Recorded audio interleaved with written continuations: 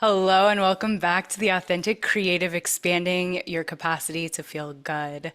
I am so excited because I have an incredible guest today, someone who I've been following on Instagram for a really long time and whose work I really, really respect. And just as a human, respect her authenticity and her expertise, her heart, her way of being of service. So I'm going to read you her bio and here we go. So after a decade navigating the fast-paced corporate world of New York City, Vanessa Bennett realized something was missing. Seeking deeper fulfillment, she embarked on a transformative journey through psychotherapy, yoga, and meditation, uncovering a passion for helping others thrive. Vanessa earned her master's in counseling psychology from Pacifica Graduate Institute, blending her marketing expertise with the principles of depth psychology. Today, she's a holistic psychotherapist, author, and co-host of the Cheaper Than Therapy podcast. Known for her relatable approach, Vanessa leads transformative retreats, designs impactful curricula, and empowers clients to cultivate meaningful connections. Her book, It's Not Me, It's You, co-authored with John Kim, dives into the complexities of modern relationships, with themes like self-discovery, honest communication, personal growth, setting boundaries, and embracing imperfections. The book offers a refreshing mix of humor and heartfelt wisdom to inspire healthier, more authentic connections. You guys can follow Vanessa at Vanessa Bennett on Instagram. I'm just so honored and delighted that you said yes. And it's really special because you've got a young child who is a lot, like all children are, I'll tell you to what. navigate, all of the complexities of motherhood. And I know you have a little bit of a cold, so it really means a lot to me that you're here and Mhm. that you're being of service to this audience today. Thank you so much, Vanessa. I love you. First of all, I just could get that out of the way. Like, I love you so much. I think you're amazing. I know you don't know me yet, but like we've sort of connected a little bit on Instagram last night, and I just already feel like a little soul connection there. I'm really excited to just dive into your world and understand more of what you're up to, what's important to you, what's on your heart, like the ways in which you're being lit up right now in this moment, in this season of time. So you just got married. I did. How was that? Well, so you mentioned I have a cold, so I apologize ahead of time. I will try to cough off mic. Okay. But this is what it looks like to have a 4.5-year-old going into the winter season. Everybody's got the plague in some way or another.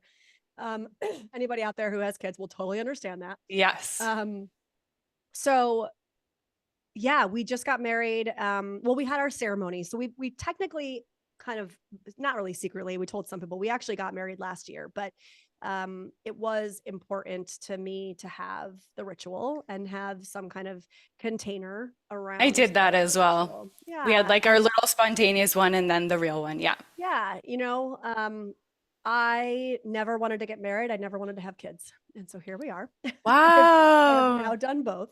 And I am 40, so I waited to do it. Um, and I had to go through a lot of kind of self exploration and a lot of like mini deaths and rebirths to kind of get Mhm. to this place. And as much as I did not want a wedding, and in a lot of ways there was nothing typical about it, and that was very much on purpose.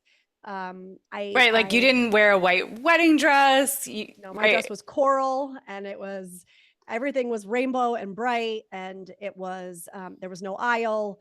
Everybody was in a circle. We did a lot Mm. of our own kind of rituals. We incorporated, a special Korean ritual into the experience, and a pagan ritual into the experience. And then we just had a taco truck with churros, and we danced on the beach, and it was Amazing. amazing. So yeah, I mean, listen, my background's in depth psychology. I would be doing my psyche a disservice if I hadn't given it the container to experience this initiation into kind of a new version of myself. I love that you do things the way that feel good to you. And I think that's so much of who you are and Mhm. how you show up in the world and what you give to others is, well, let's not just do what is expected or traditional or the norm. Like, let's look at this outside of the box and let's figure out the approach that's going to be right for your life. That's right. That's And so right. Even if you're that is giving traditional, that like, as an example. yeah, Yeah. I mean, it's one of those things like if that's what you want, that's great. Just I'm a big fan of questioning it first, right? We don't just do it Mm. because we examine it first and we get to decide why, and then we get to decide how we do it. Okay, so you're making me want to ask you about religion because I know you guys have talked about religion and religiosity. Mm-hmm. So, what was your religion growing up, if that's okay to share? And how Yeah. did you come through that? What has been the journey with that? Um, I was baptized Methodist, grew up going to church on Sundays and Sunday school. I wouldn't say super religious family. Um, but I think we talked about God, and like I said, I went to Sunday school. I was always a very connected to nature kid. I used to I still joke with my mom and say like I was born a hippie. I've always been a hippie. Um, and so I think my religion, my spirituality was really around like nature and connectedness. I am a Taurus too, so there's a little part of that. But as I got older, Did you grow up in nature? Where did you grow up? not really. I mean, I grew up in upstate New York. So, I had the typical summers, nature to the extent of like, running around outside with your friends. And, that was that Gen X millennial experience, right? I mean, come home when the streetlights come on, you're just out running around with your friends on your bikes and doing your thing. You're very kind of free. Yeah. My grandma lived on a lake. So I grew up, barefoot and fishing, laying on your stomach on the dock with just a string in your hand, that kind of experience. So nature for sure. I mean, I wasn't in like the mountains or anything like that, but just the freedom I think that being outside provides, and the kind of like soul development that being outside provides a child. Yeah. And you've talked about how nature is so much the way that it helps to look at life. Like Mm, anything that we look at in nature is a mirror, a reflection of, because we are nature. that's right. Yeah. That's right. Yeah. And so, again, like I wouldn't say super religious. I would say that when I kind of broke off, I went to college. I left upstate at 18 and I didn't move back, but I was in Boston for a few years for undergrad. And then I was in New York City for a long time. Um, Nice. I felt very disconnected. And I had a friend of mine at like 25. She said to me, you're just angry all the time. Why are you so angry all the time? Mm. I remember being so like, what talking about, I'm from New York. This is just how I am. Yeah. And I definitely had that moment of like, oh, maybe I should go to therapy. I'd never been before. And it was through connecting with my first therapist, who's actually now a colleague and a dear friend of mine, who went through more of a spiritual program. And she was a Reiki healer, and she was an intuitive medium and a psychospiritual counselor. And so I definitely didn't dive right into the clinical world, right? Like I met her, and I actually started my own therapy, and I started yoga at the exact same time, kind of on my own. And it was a couple years of just like mind blowing, like, oh my God, is this what I've been missing? And I found that my soul was so hungry for it. Mm. Right. And so I channeled it through really understanding and learning a lot about yogic psychology, and Hinduism has always been very fascinating to me. I spent some time in India when I was in college, and um, Amazing. yeah, just exploring it, I think through more of the Eastern traditions. And so when I found my way to Pacifica, and realizing what depth psychology is, and how Jung really believed in what he called the religious function of the psyche, I would say now it's more of the spiritual function of psychology. Oh, can you I tell me kind of more about those distinctions? That's so interesting to me. Yeah, I mean, I would say the only reason I make the distinction is because we have to understand that when Jung was alive, right? And first of all, he was raised Christian. His father was actually a minister. He considered himself Christian, and he considered himself very spiritual. But I think that it was language back then. I don't know that he would have had the language to say spiritual function versus religious function. So I think it was just like the lens through which he looked based Somatics. on the Okay. time, you Uh-huh. know. I would say now more spiritual function, because I don't think it has to be through dogma, which I think Mm-hmm. Jung would agree with.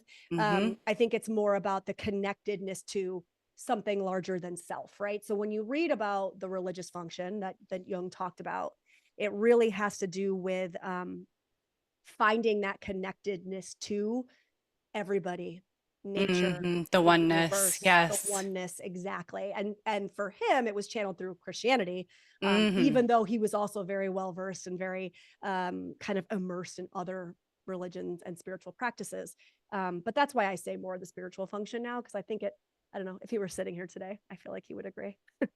Yeah, it's like religion needs to serve us as opposed to the other way around. And I feel like so much of the time it just gets convoluted and it becomes us serving the religion. Well, it also becomes a way to control. And I Of think course. that's when you get Yes. that's when it becomes really tricky, right?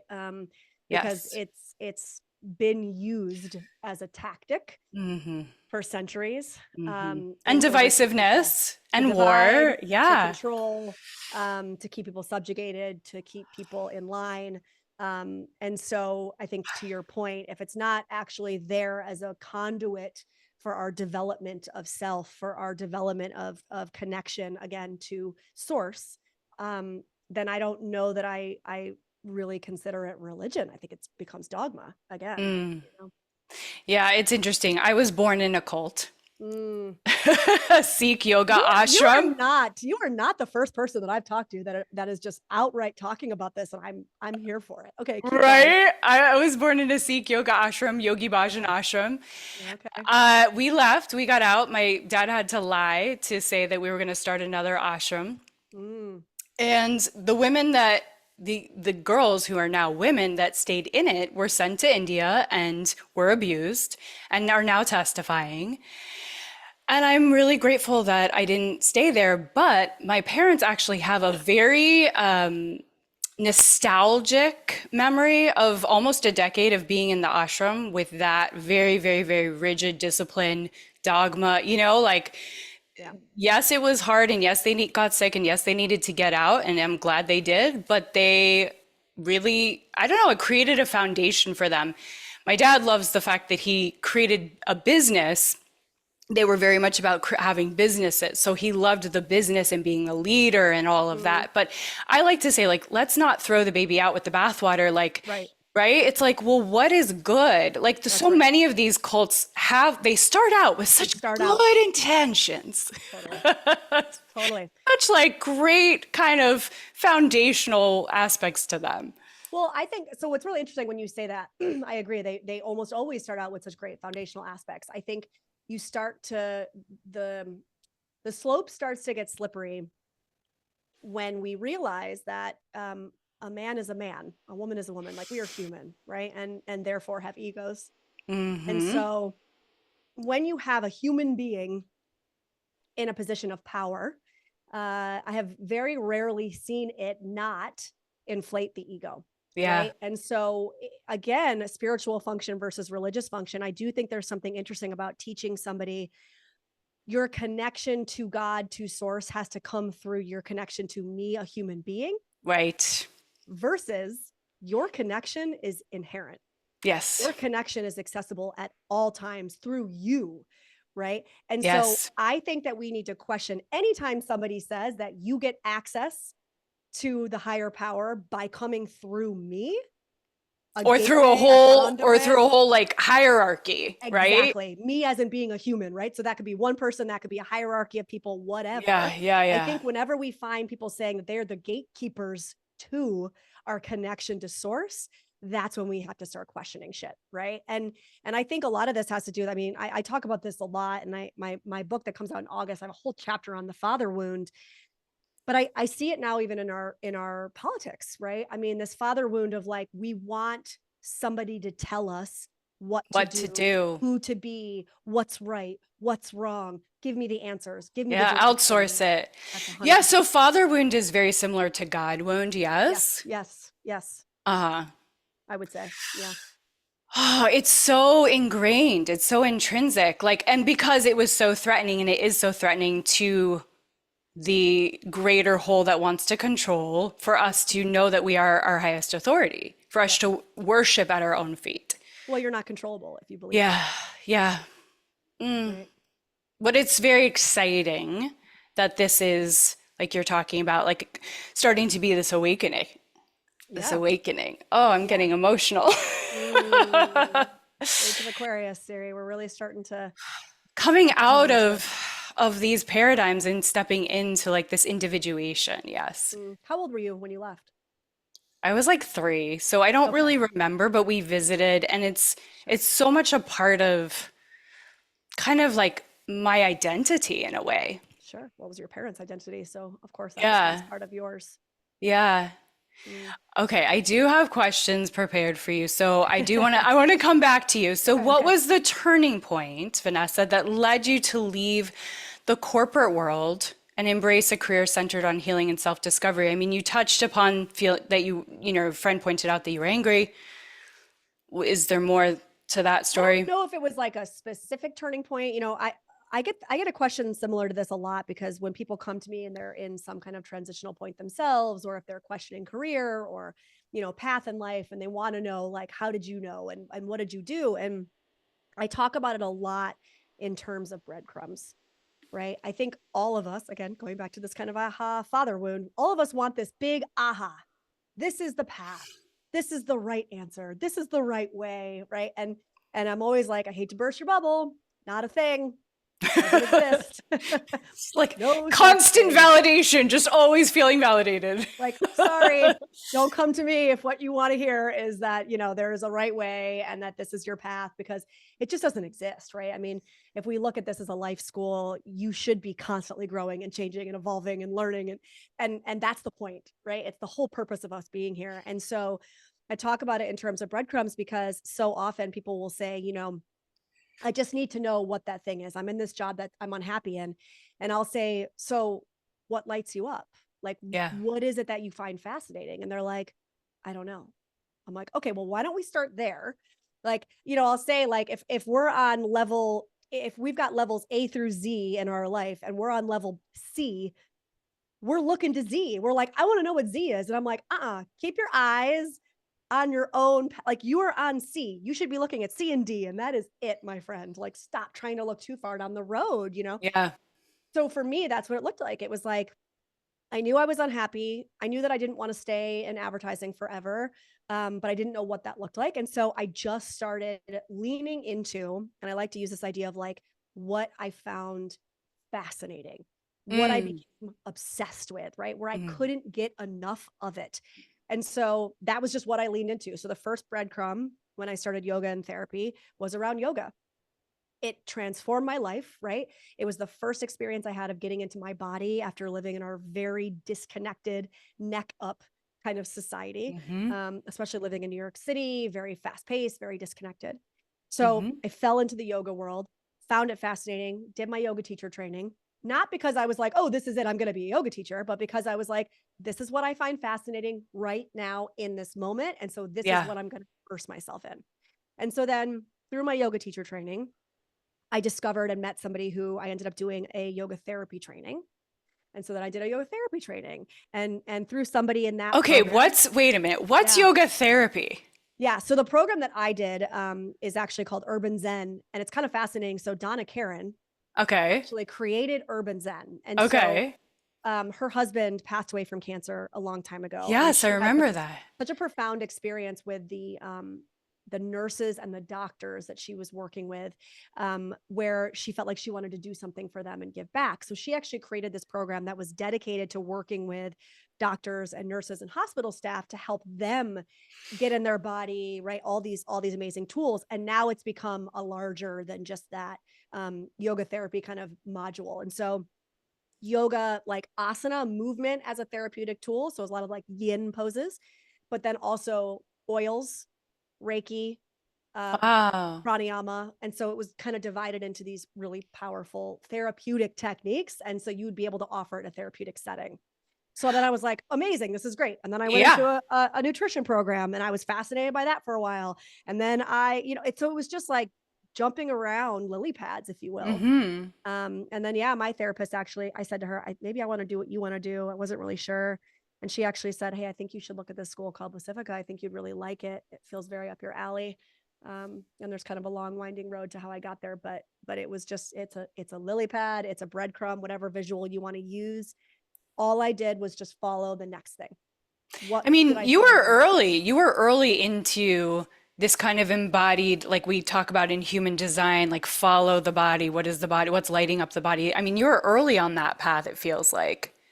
Yeah, and I didn't even know it.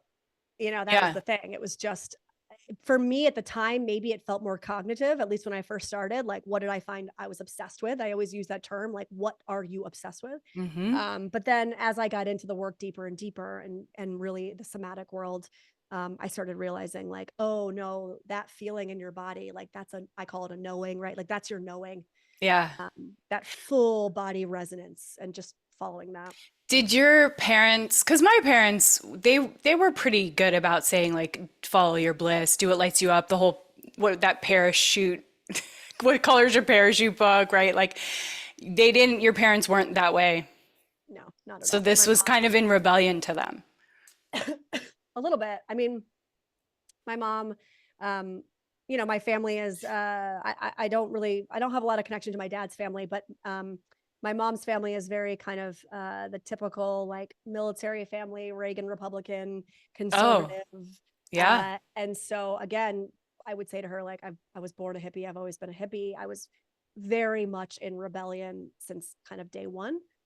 Now, in saying that, my mom gave me a lot of really amazing kind of. My mom was a little bit of the black sheep of her family of that Okay. generation, and so I think I got a little bit of that from her. Mm, Um, I think she would probably wish that I had gone down more of the belief path that she did, mm-hmm. but I learned the kind of inner resource of I can rebel and rely on myself and be Mm. okay from her, Yeah. even though the path looked different.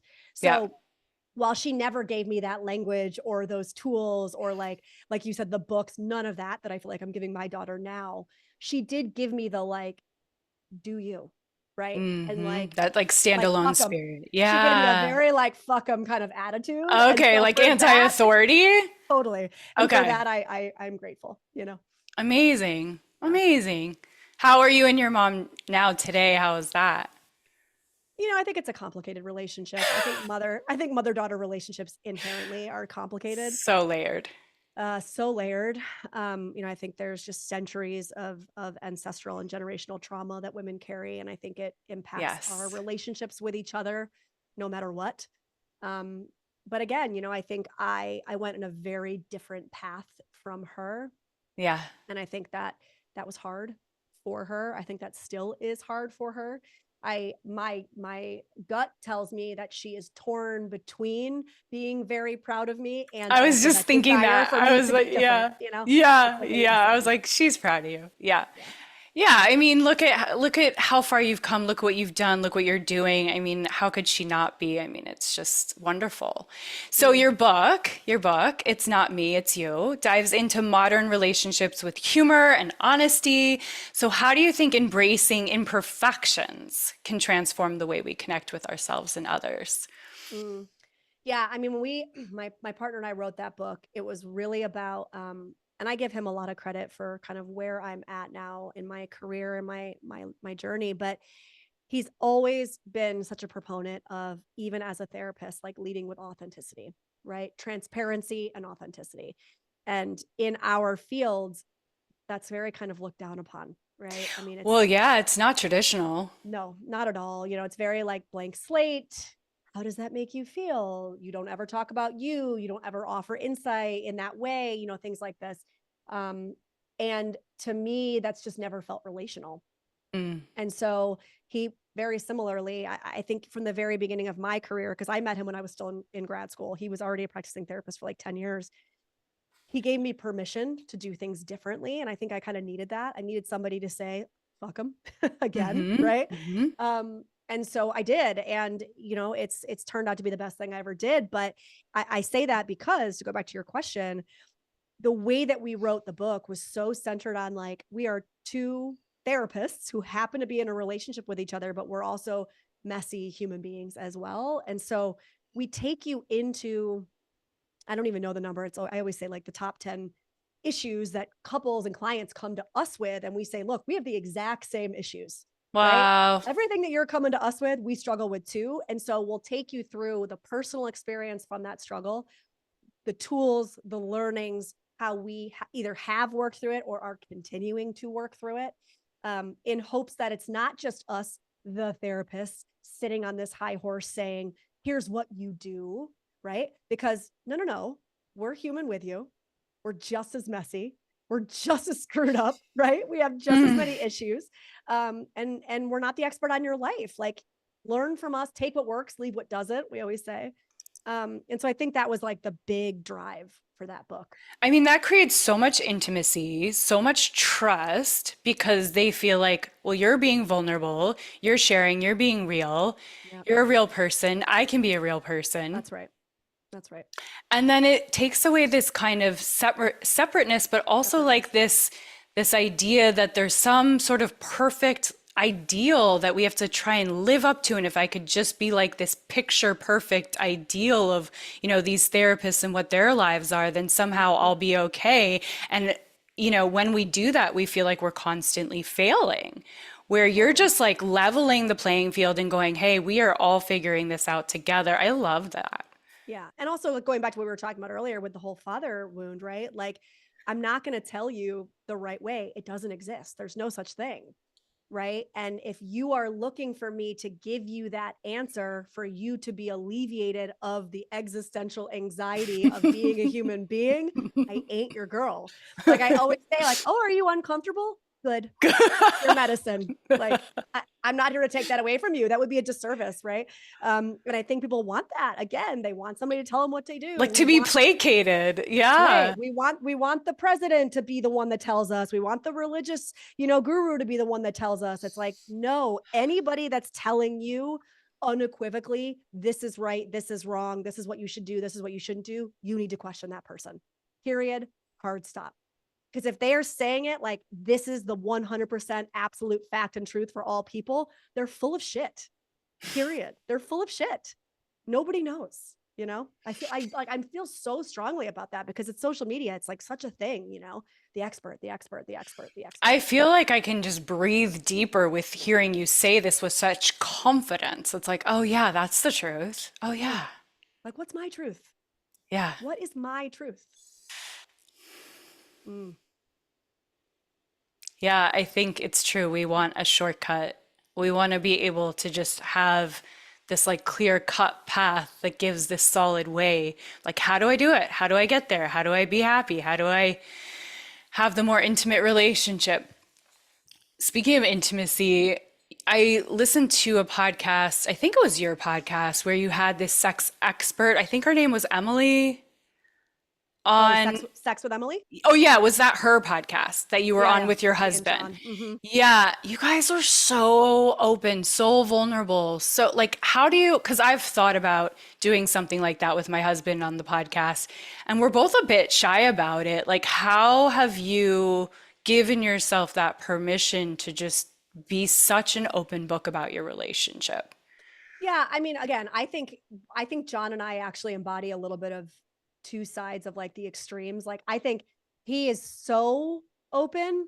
I mean, anybody who doesn't follow him, like last year there was a whole scandal because he straight up put a picture of himself like outside doing the whole like I mean, it didn't show it. It wasn't X-rated, but like kind of jokingly showing the whole like sunning the taint Okay. thing that everybody's been talking about doing, right? Like, what is this big thing? And he like, it was this whole scandal and he lost like all these followers and he's like, Really? whatever, I don't care. Like, the whole point of what I do is like, hey, I'm trying it too, like, fuck it, I'm not perfect. So when I say one extreme, I mean that. And then I think I can be more on the opposite. I actually do tend to be a little bit more reserved and I'm still very kind of controlled, like what I share, especially like our daughter, things like that. Yeah. So we push each other, I think, a little bit into different sides of the comfort zone. Hmm. But what I will say is that when I have shared things that are very intimate and personal about him and I, um, the feedback that I get so often Hmm. around, thank you for humanizing this. Thank you for normalizing this. Thank you for making me feel like I'm not crazy and alone. Like, thank you Hmm. for giving me something to try that I've never thought of before. So I know that people are resonating with it. I know that it's helping. And so I try to lean more into that. And I also feel very ethically responsible to not put things out there that I'm in the middle of chaos around. Hmm. So when you hear me or him talk about something, know that we've probably already done a shitload of therapy, a shitload of conversations, a shitload of processing around, right? Yeah. We might still be working it out, but I feel very contained in what I'm saying. Mm-hmm. I don't think it's ethically responsible as a therapist for me to bleed out on people, right? I Mm-hmm. do need to Mm-hmm. have some kind of containment around it. So I also just want to say that there's like a balance there, you know? Yeah. I know this is a bit of reiterating, but like, how do you find that discernment for yourself of what's enough and what's not enough to share? Yeah. I mean, I think for me, discernment comes, I don't know, I was going to say in the moment, like a lot of times he'll be wanting to talk about something or process something, and I'm pretty good at like in the moment feeling into my body on like where I'm going to go and where I'm not going to go. um but I also feel very like sure about, I know that I'm working through this specific thing right now. Like I know that it's alive in my therapy, I know that it's alive in our couples therapy. And I keep that shit very close to home, and I'm very boundaried with him. Like there are certain things where, I mean, I'll just say no, like you're not allowed to talk about that right now, Mm, mm. not until I feel more secure around it and I'm able to talk about it in a way that I feel is clear, that I feel is grounded, that I feel is accessible, right? And you know, he'll get annoyed sometimes, but the reality is it's a shared story. And Yeah. so until you have my permission, you don't get to share it, right? Yeah. There are things I've thought, oh, I want to share this. I think it would help people. And then I waited. And then I was like, oh, I'm kind of glad that I waited because actually I Totally. really don't want to share about that. Totally. Wait until Yeah. you see the new book too, because there's a lot of shit in there about me and John. T- And people Tell are like, tell I me can't more. believe that you are sharing this story. And I'm like, well, with his permission, but I think it's really fucking helpful for people to hear this stuff. So Tell me like one thing from the new book that you feel like sharing that's exciting for you. so the new book is called The Motherhood Myth. And it's really, I mean, I break it down into Ooh. three parts: motherhood, sex, and relationships. And it's all about, I mean, in a nutshell, kind of how patriarchy and dominator systems has really fucked it all up for us, right? My official log line. I'm sure my publisher will love that. They really got in there and fucked it up, right? It's a But technical term. it's a technical term. I'm Yeah. a New Yorker. It is a technical term, right? Yeah. Um, but yeah, I think one of the things I will say in the sex section of the book, I think that's going to be a really activating piece for a lot of people. Because I really talk a lot about, I mean, specifically in John and my like a heteronormative dynamic, the way in which patriarchy and again other dominator kind of models of living have really done a disservice to not just women sexually but men as well, and Mm, how we have really cut them off from mm, their feeling sense, right? mm-hmm, Their emotional sense, also their mm-hmm, spiritual sense, mm-hmm, because in a lot of ways that is the feminine, right? The mm-hmm, conduit to mm-hmm. emotion, the conduit to our spiritual connection. And just because you say it's not acceptable doesn't mean it actually goes anywhere. It means it gets transmuted into other areas, right? And so in our society, what we've essentially told men is you get to feel two times and through two ways: one through anger, that's socially acceptable for a man, and through sex. And Yeah. so, what I see happen, not just in my own relationship, but over and over and over again in my clients, is again, we're talking heteronormatively here, but honestly, I would say I've worked with gay couples, I've worked with lesbian, bisexual couples. I see it Mm-hmm, similarly in their relationships mm-hmm. too. But a lot of times, men using sex as a way to feel, men Yeah. use sex as a conduit to spirituality, to connection to Mm-hmm, source, and to mm-hmm. connection to that part of themselves that they've been cut off from since they were little boys. And that's not intimacy. That's not soul to soul connection. The women, if we're talking heteronormative, the women feel that. They know it in some Yeah, way. I was just thinking that. It's like, oh, And you feel that, and you're like, don't do that through me. don't do Can that you through find me. your own connection, your own That's right. release, your own catharsis, and Woo, then come to me? that's right. And I talk very openly about the like year of kind of fighting about this stuff with John as I was unpacking what is this and why is this showing up. Why does it feel Um, this way? Right. Yes, exactly. And so that's just like one example of a thing I think that I get really vulnerable about, but it's uncomfortable for a lot of people to hear. And I think I'm going to piss a lot of people off, and I'm completely okay with that. Okay, men need breath work. Men need a lot of this kind of stuff, right? But also so do women, because a lot of our We codependency all need shit it. We is all like need it. placating. Oh yeah, Like, we all need it. that's the codependency realm that I'm so obsessed with. Like, stop helping people not feel their feelings. You're not helping, you're hurting.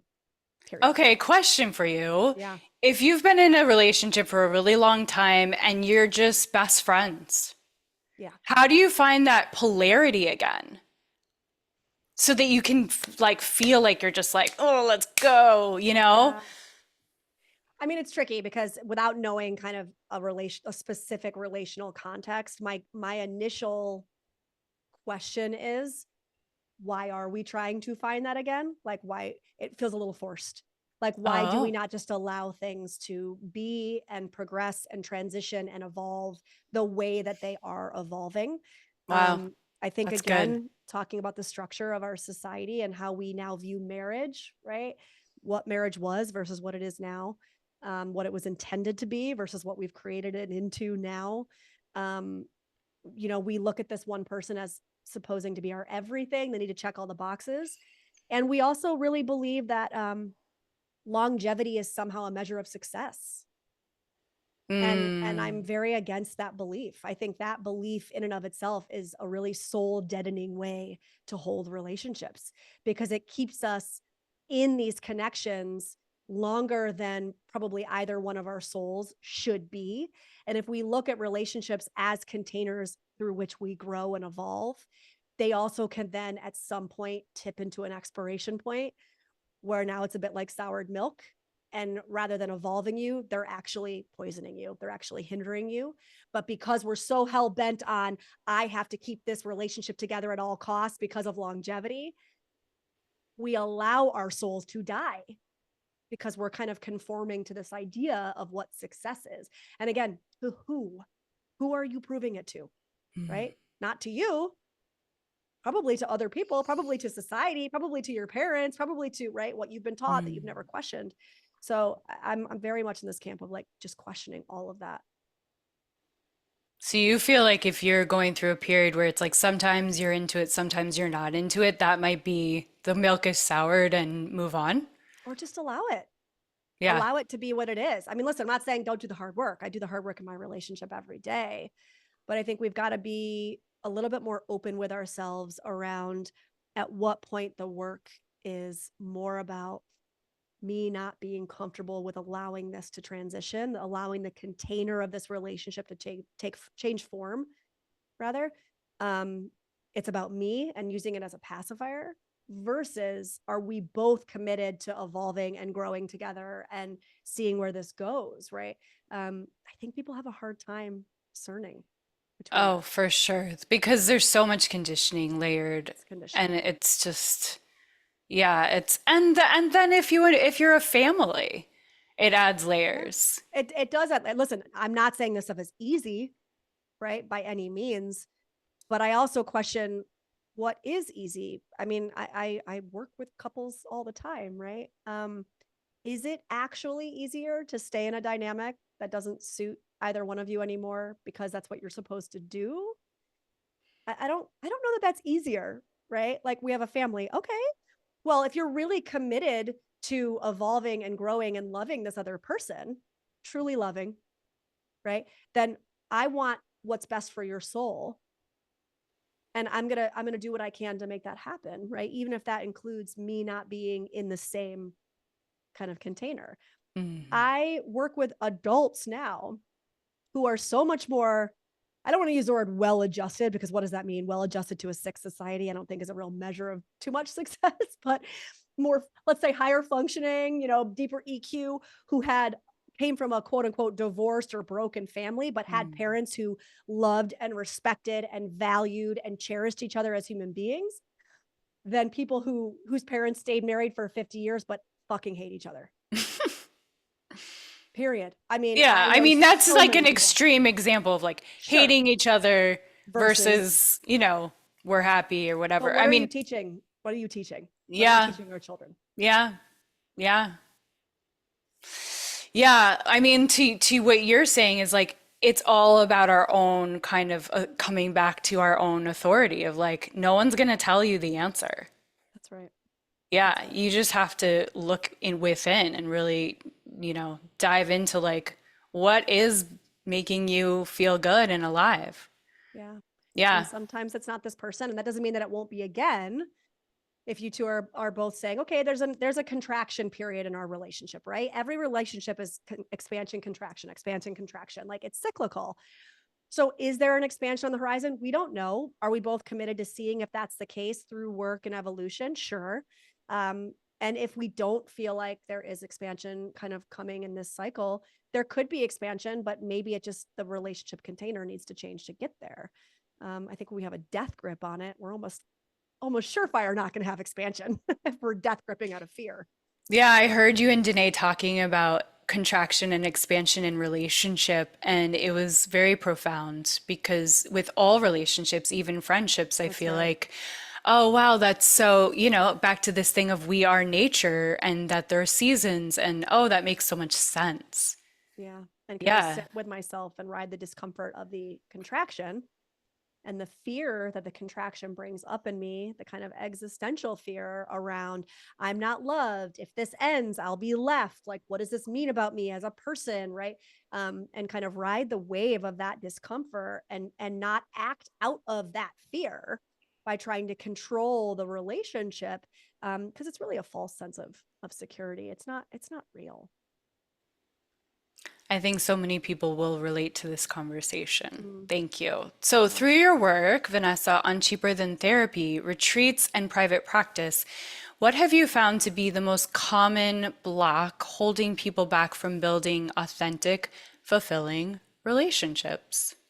An inability to take 100% personal responsibility, period. Yeah. Um, I started in about 2019, 2020. I had done Al-Anon in my previous relationship, um, and had started really examining, going through the 12-step program and really examining addiction patterns and things like that. And in 2020, my daughter was born, COVID, obviously. Yeah. I was in this dynamic with John, and I had a moment of being like, oh, I thought that just because I wasn't in a relationship with somebody who used alcohol as their way to numb, that I was somehow cured of my codependency. Turns out that is not the case. Um, and I just started deep diving, and it the way that I explored, researched, and started understanding codependency recovery has completely altered the way that I look at everything, every relationship, every human, every interaction. Um, I really believe that we're a codependent society. I Hmm. think that so much of this is just our inability to be with our own discomfort, our own Hmm. existential anxieties. And so we all look for ways to numb, to soothe, to hide. Most of us So, do it through other people. so how do you find the discernment of, and maybe this just comes back to your own body and your intuition, but like, how do you find the discernment of what is ultra independence Mm-hmm. versus the codependency? How do you find that? Yeah, I mean, I think that it's always a fine line. I think that hyper independence and codependency are actually two sides of the same coin Yeah, because, again, both of them stem from anxiety. Both of them are actually using relationships to soothe anxiety. So one might push the relationship away to give space to soothe anxiety. One will try to pull it in closer to soothe the anxiety. Doesn't matter. It's a different yeah, behavior, but it's still soothing the same kind of feeling, right? yeah. Um, I think at the end of the day, it's all about that practice of self awareness and really taking responsibility again around what is the motivation for the behavior, right? And if we can say the motivation for the behavior, I don't care what the behavior is, but if I know the motivation for it is coming from my anxiety around not feeling worthy, not feeling chosen, all these things that are relational anxieties, um, then I know that that's something I have to sit with and I have to work with, right? That I'm using something outside of myself to soothe. And so it comes back to self again, right? And it comes back to examining the why. Yeah. So, question for you with all of this that we've sort of brought up here, what are the ways that you recommend to your clients to tap into that knowing? What Mm. are the practices? Maybe it's different for everyone. Yeah, I think it's different for everyone because I think there's different processing styles. I think some people are more body oriented than others. So there's definitely going to be different ways in. I think some people are different levels of understanding and processing past trauma. And so that might be blocking your ability to be in your body, right? All these different things.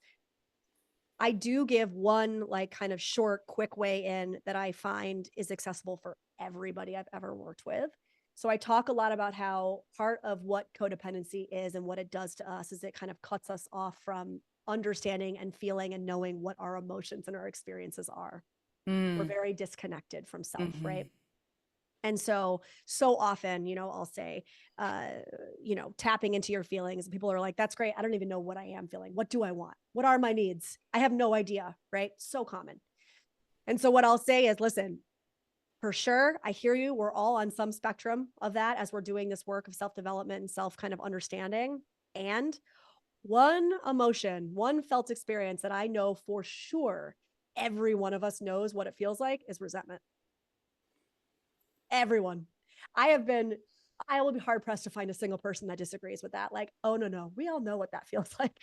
And so, what I will say is, like, as a starting point, take that as a practice.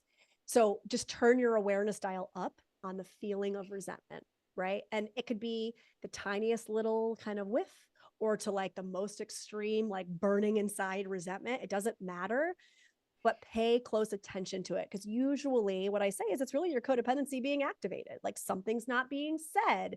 You're Yeah. allowing a boundary to be crossed, or maybe you don't even know what your boundaries are, but that's telling you that there should be a boundary there that you should get vocal about or start acting Mhm. on, right? Either way, getting in touch with the feeling of resentment is going to give you a lot of internal feedback about yourself, about where you're not kind of where you actually are self-abandoning, I think is the best way to put it. Yeah. And then also frustration, yes.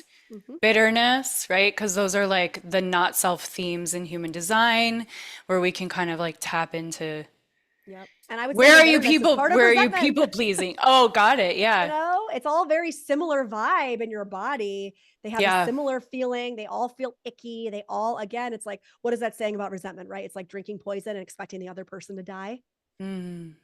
It's a lot about giving your power away. It's a lot about focusing outside of self. It's a lot about victimhood. It puts me on the state of like the victim side, right? Like something has been done to me Yep. by this other person. And so there's so much information and resentment that I just love to play with because it's such a doorway into all of this codependency recovery work. Oh my gosh, I have so many questions and I know we need to wrap up, but I'm like, there's a thousand things. But what I should ask you, what I want to ask you is a question from earlier is for therapy, do you have a specific amount of time that you feel like is just a good, solid amount of time? Do you feel like after that good, solid amount of time, this person needs to graduate? Are you like, my goal is to graduate them? Or is it like, no, we can hang out for 10 years doing this work? Like, what is your feeling on that? Because I've done therapy most of my life. How do I say this? My goal is to never make somebody reliant on me. Right. And I do think that a lot of therapists and coaches do a disservice when they actually, in some ways, kind of aid in their client becoming so dependent on them that they never actually, air quote, graduate. Right. Yeah. Now, in saying that, I think there's nothing wrong with coming back and coming back. Right. We're going to evolve and grow, hopefully, forever and ever. And so, as you go into your next phase of life, into your next moment of contraction in your relationship, right, and you start to go, oh shit, I need help and guidance outside of myself. I need that kind of, party outside of myself to help me see myself more clearly. I've had clients that I've been working with for years that will go off for 6 months to a year, and then they'll come back and we'll see each other for a couple of months, and then they go off for a few years, right? Totally think that's great. I don't think there's a one size fits all. Again, I think it depends on the person, what they're working with. When I start working with clients, usually what I'll say is, I usually say to somebody, do your best to commit to 6 weeks minimum of seeing that person every week so that you can Mhm. get a feel to, especially in the beginning, because it's a relational experience, right? Like there's been research that has been done that has actually shown that the most healing aspect of therapy is actually the relationship between the therapist and the client. So So it's that, sacred. it is so Yeah. sacred, and it's in that container that we mirror and we see ourselves, and we get that validation that we might not have had when we were a child, and somebody says something to us that clicks in a way that we had never heard it, right? It's all in the relationship. And so similar to dating, which is what I always say when you're trying to find a therapist. It is similar to Mm, dating. mm. You do actually have to find somebody that you really connect with. But I think that in our dating landscape too, it's like I'll meet somebody once and be like, nah, you know. Now listen, you might meet somebody and be completely activated by them, and that is fine. I mean, act on that. But even if you're a little wishy-washy in the work, I usually say like give it 6 weeks if you can to really get your teeth into it, before you then decide kind of what's next. I Therapy has completely changed my life for Same. most of my life. I mean, I started as a kid. Yeah. And it's interesting because we've evolved so much since I was in therapy that I think therapists are more all-encompassing now. They have more Mhm. embodiment as part of their practice. And that's why I was curious about the tools that you work with your clients. Is there like that embodiment aspect to it?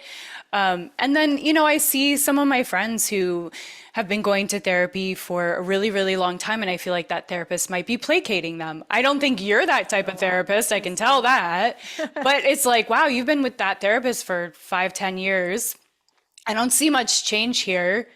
Maybe they're just placating you. Becomes a bit of a pacifier. I see that a lot too. I Yeah. see that a lot too. But again, I mean, I the number of people that have come to me that have had experiences with other therapists in the past, and they come to me because I, like you said, I don't placate. Yeah. And it is a balance, of course, between finding, holding the empathy and challenging. I mean, there's an art to it for sure. But if you're coming to me to point the finger at somebody else, I ain't your girl, right? Like, not gonna happen. Sorry, but yeah, I think it can become a pacifier. And again, people come to me and they'll say, I worked on this specific relational issue, for 3 years with this therapist. And I feel like I've talked to you for 3 times and I've gotten more. And I'm like, well, because I don't Hmm. just do the like, how does that make you feel? Yeah. I kind of get in there and like Yeah. poke at you a bit, and Yeah. you're either ready for that or you're not. There's no right answer. Some people aren't ready for that. Yeah. And so in a way, their psyche's kind of protecting them from it, and that's okay. Yep. And then they find me at whatever point in their journey they're on, and they're like, oh shit. I'm like, yeah. I felt that oh shit when we were talking. I was like, okay, yeah, but it's great. Buddhism does the same thing, I Yeah. think, for me is it's if you're looking to blame, point the finger, it's not going to happen. It's Well, always Buddhist going to come psychology is back. root for me, and mindfulness based like cognitive psychology as well. Like those two were like my gateway in. I actually studied Buddhist psychology and MBCT before I actually went to grad school. So Wow. forever and ever, those are like integral parts of the way that I work with myself, but also with clients. So yeah, Mm, I mean, in I Buddhism, it's love like, it. there, you don't have to suffer, right? Like there is Mm, always pain, but suffering is actually a lot of times chosen. optional, It's yeah. optional. And that tenet has been life altering for me. Yeah, difference between struggling and suffering, for That's right. sure. That's right. I love you. You're amazing. Anyone would benefit, obviously, from working with you if they're ready to hear truth, If they're, right? if they're ready to hear truth. If they're ready to actually take responsibility, because Yeah. that's what you're all about. Clearly, Yeah. your energy is so clear on that. It's like Yeah. personal responsibility. I love That's it. it. Yeah. Yeah. And you have so much depth of backing to the way that you work. Like, there's so many ways that you pull information. So, anything on your heart and mind that you feel like you want to share that's exciting for you? I mean, we touched on your new book that you didn't get a chance to share. Anything you want people to Yeah. know? I mean, obviously the book's coming out, so you'll start to see that a lot more as I start talking about it and diving into it on my socials. Um, 2025 is going to be an interesting year. There's a lot cooking. There's a lot of change. Danae and I are changing the way we work together. And there's going to be some change in my community. I'm growing a Substack right now. So I've really got a lot of things going on the Substack side where I'm just diving into depth more. I feel like I miss my connection to myth and image and just the beautiful way the psyche kind of meanders. And so I'm exploring that a lot. Retreats coming up. A New Year's Eve one, which is our annual one, is coming up. Is that completely filled or do you have a spot left? We actually have 2 rooms left. So we actually brought on more rooms because we had sold out. So we have 1 double room and 1 single king left. So anybody's listening, you want to spend a profound week. And I don't just say that. I mean, there's a reason we've done it 4 years in a row with Danae and I on the beaches of Baja. Please join us. We'd love to have you. Amazing. So, should they go to your website or just Instagram for that? They can go to Instagram. Yeah, it's in both of our bio links, and you can find all the details there. And you can use. I'll actually give you guys my private email discount code. If you use the discount code email fam FAM, you'll get $300 off. So I still have that live. So Oh, yay. happy Thank to give that you. to your listeners. But yeah, we'd love to have anybody who's again really wanting to roll their sleeves up and do a lot of the work around self abandonment. And then yeah, just look out for some new things in the beginning of the year. I've got some things cooking, some again depth oriented. I really want to dive back into And some do of you the. work mostly on Zoom with your clients or I in do. person or both? I the in person is really retreats. That's where I do a lot of my in Okay, person. Everything else is really online. So nice. individuals online. I have a bit of a wait list for that, but I also supervise a handful of trainees and interns, and I supervise them very closely, and it's all through depth and through Buddhist psychology. So those, a lot of my interns are sliding scale, and so Oh, wow. we can try to help people out if they're looking for help, but they maybe can't afford it, or like they can't get in with someone like me because I got a bit of waiting list. But I work Amazing. very closely with my interns, so that's always an option too. Oh, that's amazing. Thank you. Yeah. Well, thank you so much, guys, for listening, for being on this journey with us. I imagine you got some aha moments. We would love to hear from you if you want to reach out to either or both of us about Yep. anything that resonated for you, any questions that you have. Keep expanding your capacity to feel good one breath at a time. Thank you for being here, Vanessa. You're amazing. Thank you, Sarah. And we will see you guys soon. Bye for now.